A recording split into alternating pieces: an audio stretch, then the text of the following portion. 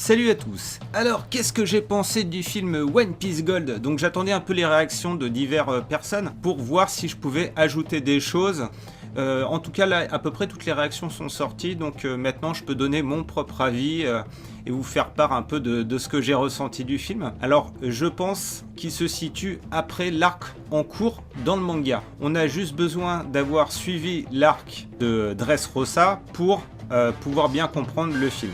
Alors on y retrouve en mode fanservice, parce que ça n'a pas une réelle importance dans le film, l'implication du CP0 ainsi que l'armée révolutionnaire.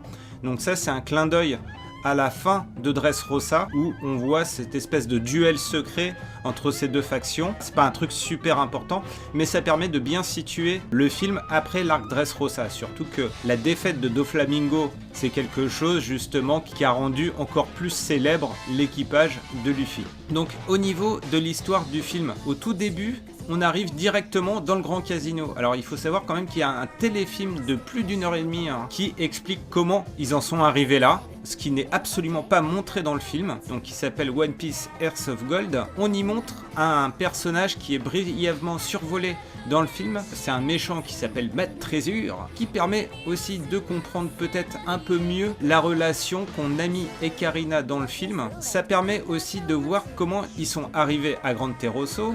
Donc c'est comme ça qu'on arrive directement dans le film. Donc c'est quand même assez important de voir ce One Piece Hearts of Gold. Donc là on arrive à l'épisode 0. Donc l'épisode 0 ne raconte absolument rien. Il montre juste la traversée avant l'arrivée à Grande Terroso. Le truc qui dure 10 minutes, et on peut considérer que c'est les 10 premières minutes du film. Et là on arrive donc dans le grand casino. Donc là c'est vraiment le début du film, c'est vraiment une ambiance que j'ai adorée parce qu'il y a le trip, musique Lido, les danseuses, les couleurs de partout. On est vraiment dans du casino et là on va trouver plusieurs références, notamment, sans vous spoil, mais ça va être quand même du spoil. Ça va pas vous gâcher le plaisir parce que le film, c'est surtout de l'humour, du suspense, de l'action. C'est le film Ocean's 11. C'est exactement la même chose.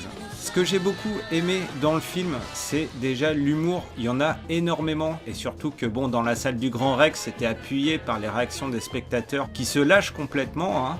Ça donnait en plus un côté beaucoup plus sympa, notamment à l'humour, mais aussi aux scènes d'action. Vous voyez tout de suite quel personnage était fétiche. Donc par exemple Zoro, même s'il n'est pas présent pendant tout le film, il a des trucs vraiment badass, ce qui fait que tout le monde hurlait. Un autre personnage que j'ai beaucoup aimé dans ce film, c'était Usopp. Il fait de bonnes imitations. Voilà, comme ça quand vous verrez le film, vous reviendrez sur cette petite phrase et vous direz « Ah ouais, c'est vrai ». Alors les scènes d'action sont mélangées avec des scènes de fanservice et des scènes d'humour. C'est fait de façon super intelligente, ce qui fait que le film n'a aucun temps mort. Ça s'enchaîne, ça s'enchaîne, ça s'enchaîne. C'est un truc de ouf. On s'emmerde pas une seule seconde, quoi. Par contre, à défaut, comme c'est vraiment de l'action mise en avant, il n'y a pas vraiment d'histoire à proprement parler. On suit juste l'action du moment. Mais ce qui est assez mortel, c'est qu'on a l'impression de suivre une grande épopée. On est carrément dans un arc à part entière de One Piece. On a un grand méchant, et quand je dis grand méchant, c'est vraiment grand méchant. Moi je le compare directement à Arlong, Crocodile, à Doflamingo. Ce type de méchant, c'est quelque chose d'assez rare. Par exemple, dans le film Z, on s'attachait au méchant. Dans le film Strong World, le méchant était complètement ridicule. Là, on a du vrai méchant. C'est quelque chose d'assez génial qui donne un aspect vraiment épique au film. Donc, autre personnage important, il s'agit de Karina, notamment la relation Karina-Nami. Ça montre des vulnérabilités de Nami plutôt sympathiques, ce qui permet de s'attacher peut-être un peu plus à ce personnage. Tous les personnages de l'équipage ont leur moment, mais ceux qui se démarquent vraiment, donc il y a la relation Nami-Karina, il y a aussi Usopp, c'est franchement le personnage comique du film. Il a eu un traitement de faveur à ce niveau-là, ça en devient un personnage ultra important pour le plaisir qu'on va prendre à suivre l'histoire. Même Luffy est en déca par rapport à Usopp. Après, dans les personnages importants, on va revenir sur, on va dire, l'équipe de Guilteroso. Et ce que j'ai trouvé assez génial, c'est que chacun a sa pierre à apporter à l'édifice. Ils sont pas là par hasard. Chacun, ils ont un rôle à jouer.